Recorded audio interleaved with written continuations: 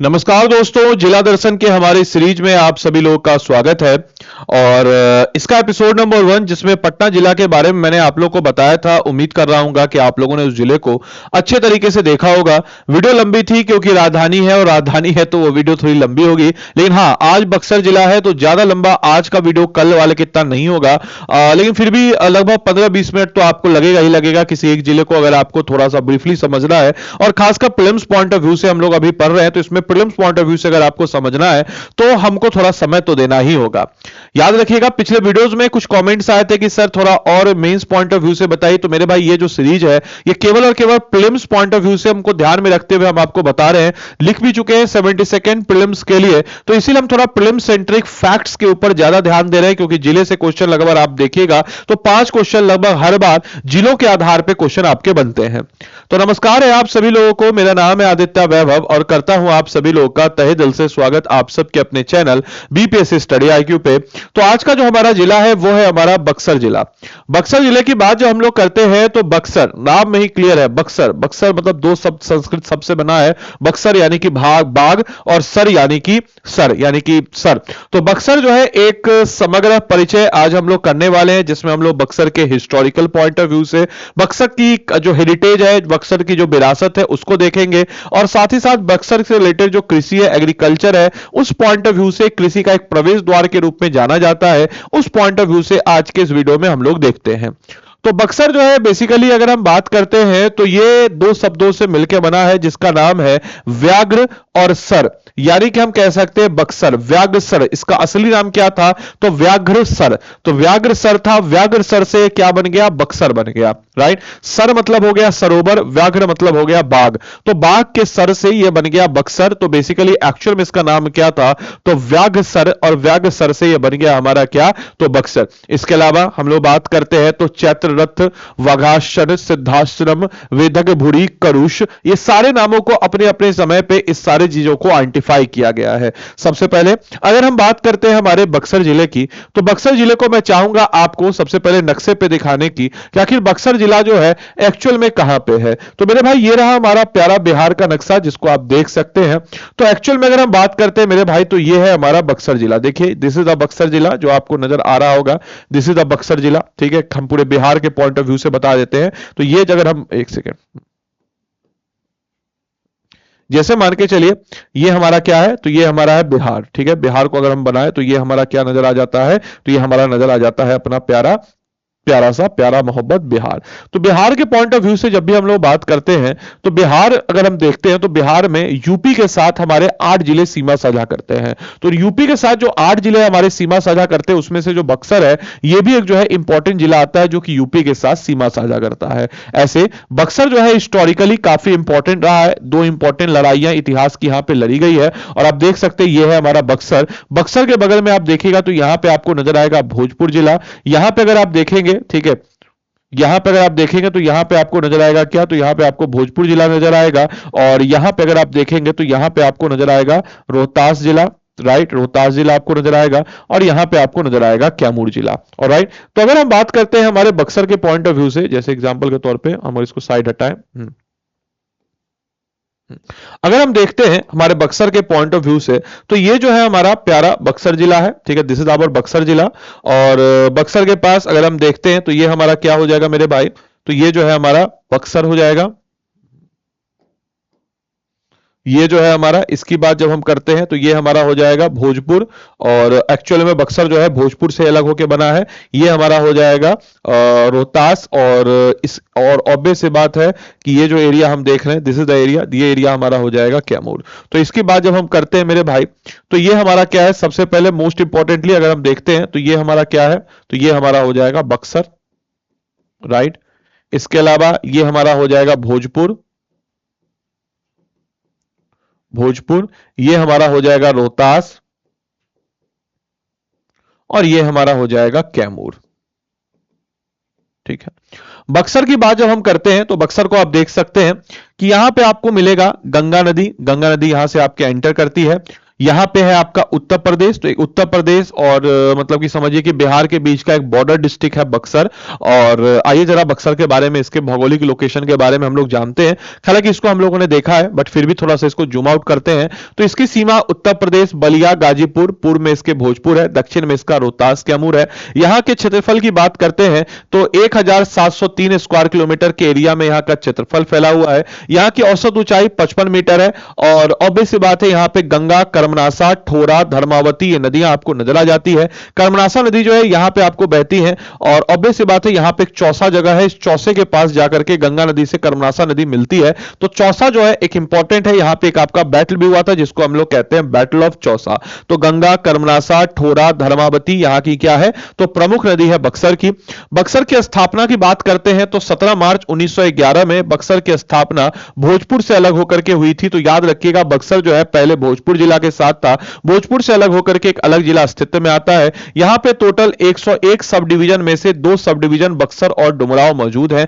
साथ ही साथ 534 ब्लॉक्स में से 11 ब्लॉक जो है यहां पे मौजूद हैं और 154 पंचायत यहां पे आपको नजर आएंगे। वहीं गांवों की संख्या की बात करते हैं तो 1114 जो है गांवों की संख्या है।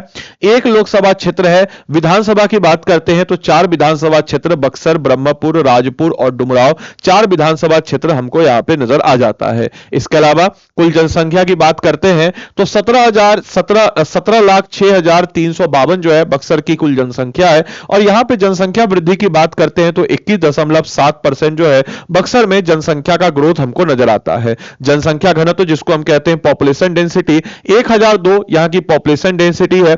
साक्षरता में या लिटरेसी रेट में बेहतर लिटरेसी रेट, बिहार की लिटरेसी रेट से ज्यादा बेहतर 70.1% बक्सर की लिटरेसी रेट साक्षरता दर है, जो कि पुरुषों की साक्षरता दर 80.7 और महिलाओं की 58.6, यानी कि पुरुष महिला दोनों में बेहतर प्रदर्शन करता हुआ बक्सर नजर आता है। वही लिंग अनुपात, बिहार का लिंग अनुपात 918 है जबकि बक्सर का लिंग अनुपात 922 है, यानी कि बिहार के कंपेयर में अगर हम देखें बक्सर को तो बेहतर प्रदर्शन है in terms of sex ratio, in terms of literacy rate. इसके अलावा हम अगर बात करते हैं यहां पर तो यहां पे भोजपुरी जो है, भोजपुरी हिंदी सबसे ज्यादा बोली जाने वाली भाषा है। भोजपुर से अलग हुआ तो भोजपुरी तो बोला ही जाएगा। इसके अलावा बक्सर से रिलेटेड कुछ और इंपॉर्टेंट पॉइंट बताते चले तो एंशिएंट टाइम पे मोहनजोदारो और हड़प्पा से पुरातात्विक संबंध बक्सर के हमको नजर आते हैं, जो एक्चुअल में ये इंडस वैली सिविलाइजेशन का साइट्स नहीं था, बट कुछ हमको एविडेंस नजर आए कि यहां से जो है कुछ लोग यहां से आए थे। तो इसका हमको संबंध बक्सर से नजर आता है क्योंकि बॉर्डर एरिया पे नदी के किनारे है। और 1054 में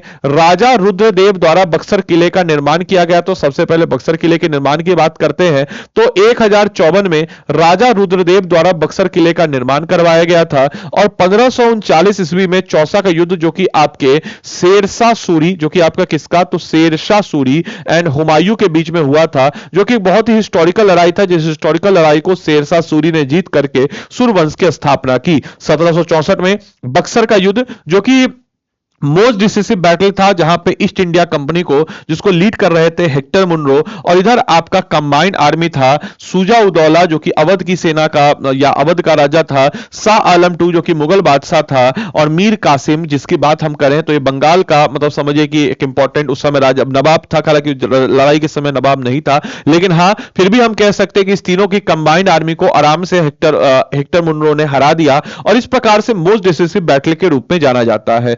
चौसा नदी के किनारे लड़ा गया था। कभी आपसे पूछे कि कौन सा मैदान था तो याद रखिएगा कटकौली का वो मैदान था। कभी आपसे पूछे कि कौन से मैदान पे युद्ध लड़ा गया था तो कटकौली का मैदान था जहां पे युद्ध को लड़ा गया था। 1991 में स्वतंत्र जिले के रूप में स्थापित बनता है बक्सर। पहले जो भोजपुर का एरिया था अब स्वतंत्र जिले के रूप में यह स्थापित जो है नजर आ जाता है। चौसा का युद्ध, यहां पे 2 ऐतिहासिक युद्ध हुए थे 1539 में। चौसा का युद्ध जो कि बेसिकली च्यवन ऋषि से संबंध, चौसा नाम याद रखिएगा, च्यवन ऋषि से संबंध चौसा है। शेरशाह ने हुमायूं को हराया। और 2 इंपॉर्टेंट बैटल में से एक 1764 में कटकौली का मैदान था जहां पे भारतीय इतिहास का एक निर्णायक मोड़ आया और इसके बाद ब्रिटिश ईस्ट इंडिया कंपनी ने भारत में एक एक करके सारे क्षेत्रों को जीत हासिल हर एरिया में किया।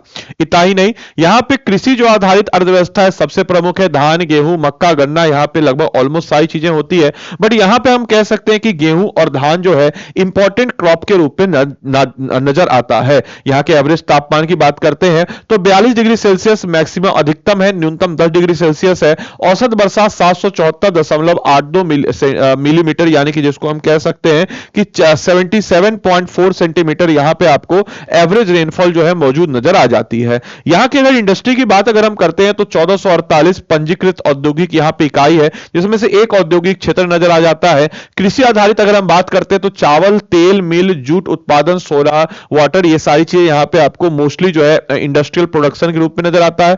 वस्त्र निर्माण यानी कि जिसको हम कह सकते हैं कि भाई जो क्लोथ्स मेकिंग इंडस्ट्री के रूप में भी खासकर सूती धागा जिसको कॉटन थ्रेड कहते हैं, कालीन जिसको हम कहते हैं कालीन, कालीन के लिए बहुत इंपॉर्टेंट है, और ऊनी और रेशमी वस्त्र, रेडीमेड गारमेंट, ये सारी चीजें यहां पे आपको नजर आएंगी। लघु यानी कि स्मॉल और कॉटेज इंडस्ट्री जो है, स्मॉल एंड कॉटेज इंडस्ट्री भी यहां पे डेवलप होता हुआ नजर आएगा, जहां पे हम कह सकते हैं कि खिलाफतपुर चमड़ा उद्योग के लिए जाना जा रहा है, डुमराव बक्सर फर्नीचर निर्माण, पीतल के बर्तन क्लस्टर और सिन्होरा उद्योग के लिए काफी ज्यादा जो है ये एरिया जो है प्रचलित है और प्रमुख है। इतना ही नहीं, शिक्षा और मानव पूंजी की बात जब हम लोग करते हैं तो विद्यादान प्रौद्योगिकी संस्था यहां पे जो कि तकनीकी विशेषज्ञता और इंजीनियरिंग की नींव के रूप में नजर आता है, और डुमराव और कृषि महाविद्यालय जिले के प्राथमिक आर्थिक क्षेत्र के लिए आधुनिक कृषि प्रति पद्धतियों को बढ़ावा देना जो है ये यहां पे हमको मौजूद नजर आ जाता है। इतना ही नहीं, हम अगर बात करते हैं तो बक्सर जो है एक आध्यात्मिक केंद्र और एक ऐतिहासिक स्थल भी रहा है, जहां पे हम अगर बात करते हैं तो विश्वामित्र मुनि आश्रम, विश्वामित्र मुनि जो थे, विश्वामित्र मुनि, इसके आश्रम के रूप में भी एस्टेब्लिश्ड होता हुआ नजर आता है। बिहारी जी का मंदिर जो कि भगवान कृष्ण का मंदिर है, इसके अलावा ब्रह्मेश्वर नाथ मंदिर जो कि भगवान शिव का मंदिर है, चौसागर मीर कासिम का किला यहीं पे आपको नजर आता है, कटकौली का मैदान जहां पे 1764 में बक्सर का युद्ध हुआ था, और नौलखा मंदिर जो है ये भी आपको यहां पे मौजूद नजर आता है। इतने सारे क्षेत्रों से बक्सर जो है हमारा घिरा पड़ा है। इसके अलावा यहां पे इसकी अपनी खुद की एक सांस्कृतिक धरोहर भी रही है। उस्ताद बिस्मिल्लाह खां जो कि बिहार से ताल्लुकात रखते हैं, और जब 15 अगस्त को हमारा देश आजाद हुआ था उस दौरान लाल किले पे शहनाई बजाने वाले उस्ताद बिस्मिल्लाह खां, जो भारत रत्न उस्ताद बिस्मिल्लाह खां का घर डुमराव, जो कि डुमराव के मूल निवासी थे, और बचपन में बिहारी जी मंदिर जो था वहां पे शहनाई वादन से शुरुआत उन्होंने किया था, बिहारी जी मंदिर से। तो ये भी एक इसके कल्चरल हेरिटेज के रूप में जाना जाता है। आज बिहार की कोई भी शादी या कोई भी शादी की बात जब हम कंपेयर करते हैं तो बिना शहनाई के अधूरी है, तो ये सब कुछ यहां पे आपको मौजूद नजर आ जाता है। इतना ही नहीं, सीताराम उपाध्यक्ष संग्रहालय जो कि जिले के गहरे अतीत का रक्षक है, जिसमें दुर्लभ प्रकार की मूर्तियां, प्राचीन सिक्के और ऐतिहासिक कलाकृतियां जो है ये भी आपको यहां पे संरक्षित है। क्वेश्चन पूछा जा सकता है सीताराम उपाध्याय संग्रहालय जो है ये कहां पर है, तो सीताराम उपाध्याय संग्रहालय जो है ये आपको बक्सर जिले में मौजूद नजर आ जाता है। इतना ही नहीं, बक्सर का स्वरूप अगर हम बात करते हैं तो यहां पे इसका अपना कल्चरल हेरिटेज है। प्राचीन सभ्यताओं से लेकर के ऐतिहासिक युद्धों तक का सफर बक्सर ने देखा है, जहां पे कृषि और उद्योग यानी कि उर्वर भूमि जो कि 1448 विविध औद्योगिक इकाइयों का समर्थन करती थी, नदियां और युगों के संगम द्वारा परिभाषित राजनीतिक प्रवेश हुआ, और यहां पे सांस्कृतिक के रूप में आध्यात्मिक यानी कि हम इसको कह सकते हैं कि स्पिरिचुअल आश्रम से मंदिर और संगीत दिग्गजों की एक जन्मस्थली के रूप में भी जानी जाती है। तो ये अपने आप में हम कह सकते हैं कि काफी इंपॉर्टेंट और एक इंपॉर्टेंट डायमेंशन के रूप में जो है हमारा बक्सर जो है ये जाना जाता है। एक नजर में अगर हम बक्सर की बात करते हैं तो बक्सर का पहचान कैसे है, तो बाघसर यानी कि बाघ का सर के रूप में जाना जाता है। इसके अलावा क्षेत्रफल की बात अगर हम करते हैं तो 1703 स्क्वायर किलोमीटर के एरिया में फैला हुआ है। भूगोल इसका क्या है, तो सीमावर्ती प्रवेश द्वार जहां पे नदियां गंगा और कर्मनाशा है। वहीं अगर हम बात करते हैं जनसंख्यिक आबादी के आधार पर तो 1.7 मिलियन जो है ये हमको यहां की आबादी नजर आती है। घनत्व इसका क्या है, तो 1002 घनत्व है। याद रखिएगा 1002 घनत्व जो है ये हम कह सकते हैं कि घनत्व जो है यहां पे मतलब ऑब्वियस बात है बिहार के कंपेयर में तो कमी है, लेकिन ठीक है। साक्षरता दर बिहार से बेहतर है। प्रशासनिक जो स्थापना 1991 में 2 अनुमंडल 11 प्रखंड है। चौसा का युद्ध और बक्सर का युद्ध एक ऐतिहासिक है। अर्थव्यवस्था यहाँ की कृषि आधारित और 1448 पंजीकृत औद्योगिक इकाइयां जो है यहाँ पे तकरीबन 1448 जो है पंजीकृत औद्योगिक इकाई जो है यानी कि 1448 जो है रजिस्टर्ड। याद रखिएगा 1448 क्या है यहाँ पे, तो रजिस्टर हम कह सकते हैं कि 1448 जो है रजिस्टर जो है यहाँ पे हम कह सकते हैं कि यूनिट्स है, जिसके बारे में आपको पता होना चाहिए। तो तो बक्सर जो है अपने आप में एक खोज है, वराग्यसर इतिहास संस्कृति और कृषि का संगम में आपको बक्सर नजर आ जाता है। Now it's term for MCQ, हम लोग हमारी क्लासेज में एमसीक्यू को भी कवर अप करते हैं। तो आपके समय क्वेश्चन होगा, इस क्वेश्चन को आपको देखना है और क्वेश्चन को देखने के बाद मेरे भाई मैं आपको 5 सेकंड दूंगा, जो नियम है उस नियम कानून कायदे से हम इस क्वेश्चन को करेंगे। हर क्वेश्चन के बाद आपको मैं 5 सेकंड दूंगा और आपको you have to find it out कि कौन सा सही उत्तर है आपको बताना है। पहला क्वेश्चन है, Buxar district was cave out from which district in 1991? Buxar जिला 1991 में किस जिले से अलग होकर बनाया गया था? 1 2 3 4 5। तो अगर आप जवाब इसका दे रहे हैं भोजपुर, तो बिल्कुल आप सही उत्तर दे रहे हैं। अगले क्वेश्चन की तरफ आइए बढ़ते हैं। अगला क्वेश्चन हमारा कह रहा है कि बक्सर जिला जो है ये एक्चुअल में कब एग्जिस्ट हुआ? बक्सर जिला जो है अस्तित्व में कब आया? 1 2 3 4 5। तो इसका जवाब अगर आप दे रहे हैं 17 मार्च 1991 में, तो बिल्कुल सही आप दे रहे हैं। 17 मार्च 1991 में हम कह सकते हैं कि जो बक्सर जिला है वो बक्सर जिला जो है हमारा अस्तित्व में आता है। कब? तो आपके 17 मार्च 1991 में जो बक्सर जिला है वो हमारा अस्तित्व में आता है। इस चीज को सारे बच्चों को दिमाग में रखते हुए चलना है, ठीक है? तो कब आता है अस्तित्व में? तो 17 मार्च 1991 को, ठीक। आइए अगले क्वेश्चन की तरफ हम लोग बढ़ते हैं। अगला क्वेश्चन क्या है? Which famous battle was fought in Buxar in 1764 AD? कौन सा ऐसा फेमस बैटल है जो 1764 में बक्सर में लड़ा गया था?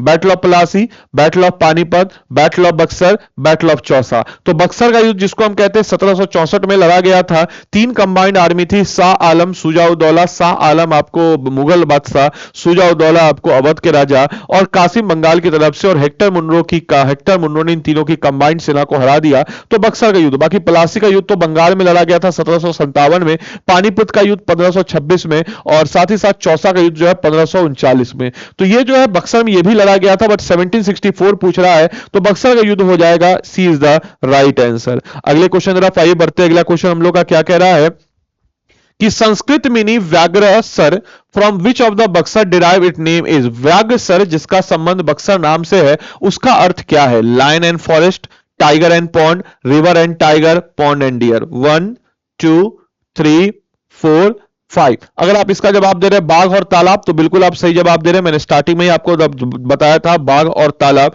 अगला क्वेश्चन हम लोग का कह रहा है कि which river join the Ganga at Chausa in Buxar district? Buxar जिले में चौसा के पास कौन सी नदी जो है गंगा में मिलती है? सोन नदी, पुनपुन नदी, कर्मनासा नदी, घाघरा नदी। तो अगर आप जवाब दे रहे हैं चौसा के पास, हम आपको बताए हैं कि कर्मनासा नदी मिलती है। 1 2, हालांकि हम जवाब ही दे दिए, चलिए कोई नहीं। आइए अगला क्वेश्चन है, how many sub division are there in Buxar district? तो बक्सर डिस्ट्रिक्ट की बात जब हम लोग करते हैं तो बक्सर डिस्ट्रिक्ट में कितने जो है सब डिविजन जो है ये हम लोग को नजर आते हैं। तो बक्सर डिस्ट्रिक्ट में मेरे भाई कितने जो है सब डिविजन जो है बक्सर डिस्ट्रिक्ट में हम लोग को नजर आ जाते हैं? तो 1 2 3 4 5। तो अगर आप इसका जवाब 2 दे रहे हैं, बिल्कुल आप सही उत्तर दे रहे हैं। मेरे साथ कमेंट बॉक्स में उत्तर लिखते जाइएगा। कमेंट बॉक्स में जो 5 सेकंड में दे रहा हूं उस 5 सेकंड में आप कमेंट बॉक्स में उत्तर लिखिएगा। विच of the following is not sub division of Buxar? निम्नलिखित में से कौन सा ऐसा है जो बक्सर का सब डिवीजन जो है ये नहीं है? तो इनमें से कौन सा ऐसा है जो बक्सर का सब डिवीजन नहीं है? बक्सर, डुमराव, राजपुर, या फिर नन ऑफ द अबव। तो अगर आप जवाब दे रहे हैं राजपुर, तो बिल्कुल सही आप दे रहे हैं। बक्सर, डुमराव जो है ये 2 सब डिवीजन है, तो सी जो है इस प्रश्न का सही उत्तर हो जाएगा। अगले क्वेश्चन तरफ बढ़ते हैं। अगला क्वेश्चन हम लोग का क्या कह रहा है? तो अगला क्वेश्चन है, headquarter of Buxar district, Buxar district का जो हेडक्वार्टर है ये कहां पर है?